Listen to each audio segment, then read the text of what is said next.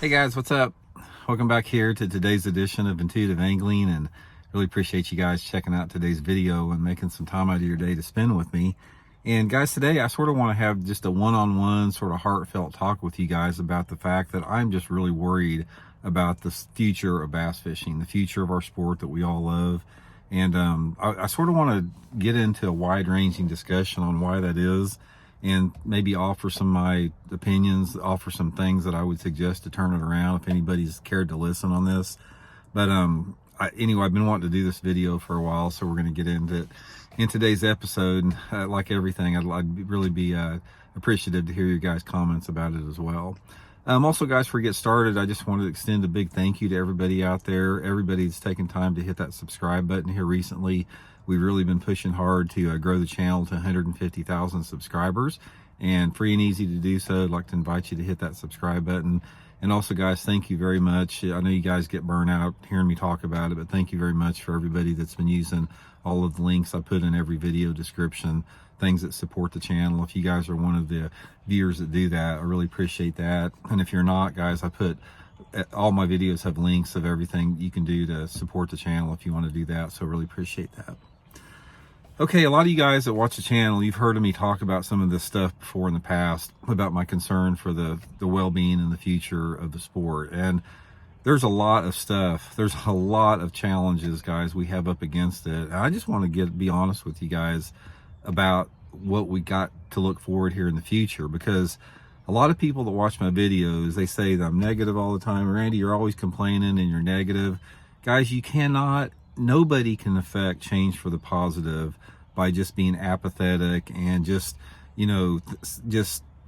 denying the reality and saying everything's just all rainbows and unicorns. You have got to face reality head on, and that's what I do on this channel. If I see something that is posing a threat to the future of the sport that I love and that most people that watch this channel love, I'm going to call it out. So I want to talk about some of the main things, the reason I'm really worried about the future of the sport, maintaining the point that it's been for the past 50 years, because we have seen over the past 10 years a tremendous degradation in the fishing in the United States and in the sport overall. And I can tell you exactly what it is. Now, first thing I want to talk about is something that's really been irritating me a lot, is when you're talking about the environmental part of bass fishing and how you have to ensure environmental sustainability of our air and water and the lakes we get into. Now, here's what happens. There is a completely ridiculous political divide in this country amongst people that are really concerned about safeguarding our environment and people that just are oblivious to it. And it's almost like anytime you bring something up, they feel like they're being attacked. This is the most ridiculous thing I've ever heard. I have done several videos, probably a half a dozen videos over the past 3 or 4 months on environmental issues that threaten the future of our sport.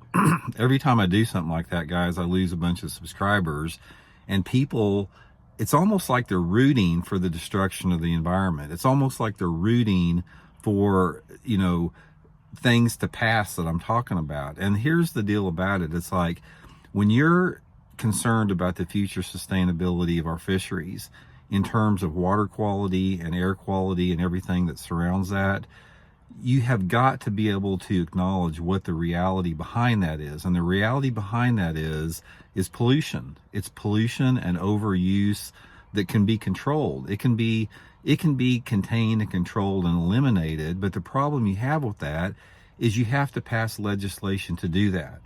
And for whatever reason, there's a bunch of really politically sensitive types out there that anytime some type of environmental legislation is put forward, for whatever reason, they just think it's the worst thing in the world. And I do not understand about how so many people can just shoot themselves in the foot and be okay with it. It's like they're undermining the very playing field that they love. And a lot of people think that we can't do anything to harm this planet and harm the environment.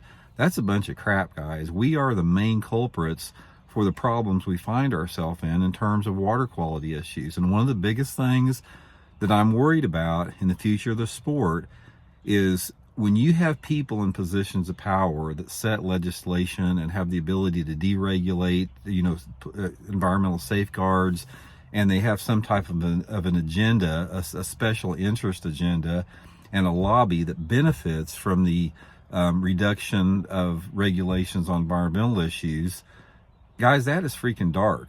And it's like, if you support that, if you support the people that are trying to undermine the water quality and air quality, you really need to reevaluate your entire worldview and your position on that. Because if you love to hunt, and if you love to fish, and if you love to be outside, you ought to be on the side of every single conservationist and environmentalist out there, because we don't have anything else left, guys. This is the only planet that we have.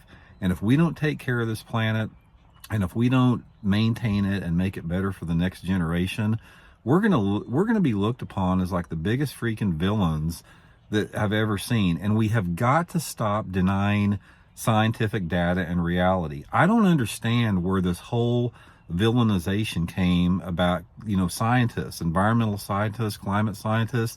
I don't understand why all of a sudden there's a group of anglers out there that villainize these people. They don't have any special interest or special agenda other than trying to maintain environmental sustainability. But what you have is you have a vested interest about people that profit from pollution, and they do not want any type of deregulation, and they muddy the waters.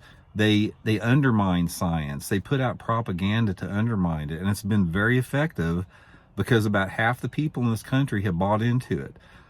So that is one of the things I'm really worried about. I'm not only worried about the environmental degradation of our water quality, but I'm more worried about the apathy and lack of education and awareness of the people that do not get on board with that. And if you're one of those people out there that call me a libtard tree hugger, then fine. If you want to call me a libtard tree hugger, then I'll proudly wear that logo, because I do that for the future sustainability of the sport. And so my grandchildren and children will have a healthy, vibrant planet to fish on and be outside in. So if you can't get on board with that, I just don't understand it. Okay, the next thing with that, guys, sort of hand in hand with that, is overuse. Now, we've talked a lot about this in the future, about everybody, there was a big deal forever in fishing. Oh, we've got to grow the sport. We've got to get more people into it. We got to get more young people into it. But have you ever heard the saying and the slogan is like, you can love something to death? That is what I'm worried about in the sport, is the fact that we're just seeing an overuse in the waters that we currently have. And the problem with this overuse is it degrades fishing quality, because I don't care what type of fisheries management program you have. If you have, if the lakes are overtaxed and overfished, prime examples like in Japan, some of the lakes over there that is just like a wall-to-wall boats, fishing is going to suffer with that. That is a big problem we have as more anglers get into the sport, simply overfishing and overuse. And that's a pretty easy fix. All we have to do is build more lakes. And I'm not talking about building these big giant reservoirs, because like they did in the 50s and 60s, that's pretty much done with anymore, because they just can't find the land to do it. But we have so many opportunities in this country to build small lakes across the country. I'm talking about, lakes that are anywhere between 5 and 50 acres in size. And if there could be some type of program, like some type of a government funded, subsidized program to build lakes across all the country, especially near urban areas, to create more fishing habitat, what a great make work project. What a great everything. It's like it increases wildlife habitat. It gives people more options to fish. Those smaller lakes can be managed better. And just think about that. Think about if like every town in the United States could have some type of funding from the government where they could build, a handful of lakes around the city there, where people could go and launch a boat and fish. That would be so easy to do. So that's something that we can take care of. Next thing we're going to talk about, we've talked about this a bunch, guys, is exploding technology. When you talk about something I'm really worried about, and that a lot of people are getting on board with right now, is exploding technology in fishing. The fact that, and we're talking about electronic technology, as this electronic technology continues to advance, it degrades everything that the sport is. It takes fishing and puts it into a category where it's not fishing. When you have a piece of technology that you turn that unit on, or that technology, and it shows you where the fish are at, it shows you what the fish are doing, it shows you how the fish are reacting or not reacting to your lure, and it shows them in real time, you're no longer fishing. That if anything, all you're doing is catching. That is not what fishing is. Fishing is an art form that demands that you actually have to fish to locate and find fish. That's the whole concept of fishing. The concept of fishing lies within the mysterious and the unknown and the potential of something.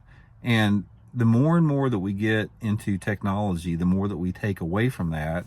And with the advent of all this, AI and all that type of stuff, there's no telling what's on the horizon with that. So as a sport, the people, again, in the positions of power, the conservation departments, the lake managers, tournament directors, all that type of stuff, they've got to put a stop to it. They've got to put a stop to this technology and have some type of a baseline where it does not go beyond that. And in my opinion, if I was running it and I had, to say to doing it, I would put a baseline at 2-dimensional sonar and GPS mapping. Those and just leave it at that. It's just like any other sport out there, whether it be whatever equipment limitations they have, just put that on there.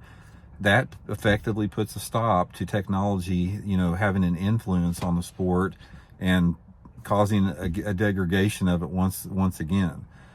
So those are the big ones, guys. When you're talking about that, it's like, overuse, pollution issues, sustainability issues, technological, problems that we have.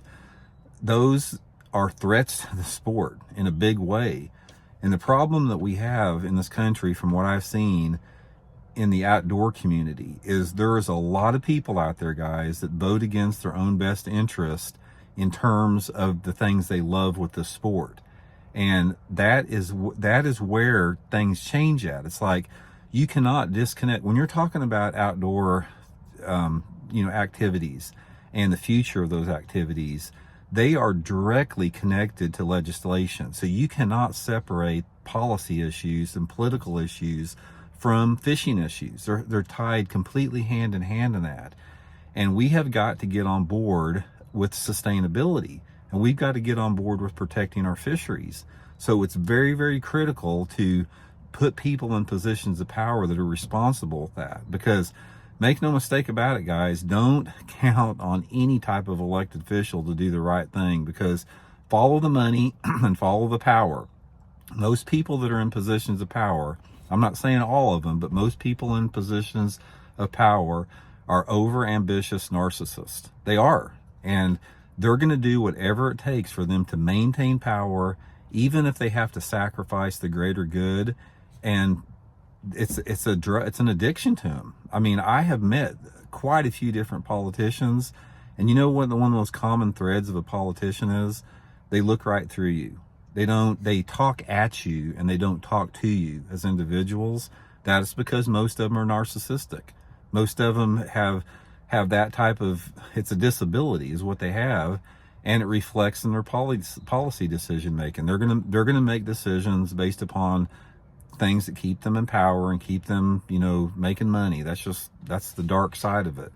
You know how you get rid of that? I'll tell you how you get rid of those type of politicians is that, number one, you create a structure where if you're elected to, I don't care what it is, I don't care if it's president, governor, or whatever, you get paid minimum wage, you get no benefits, you get no retirement, you get no pension, you're in for 2 years, and then you're out.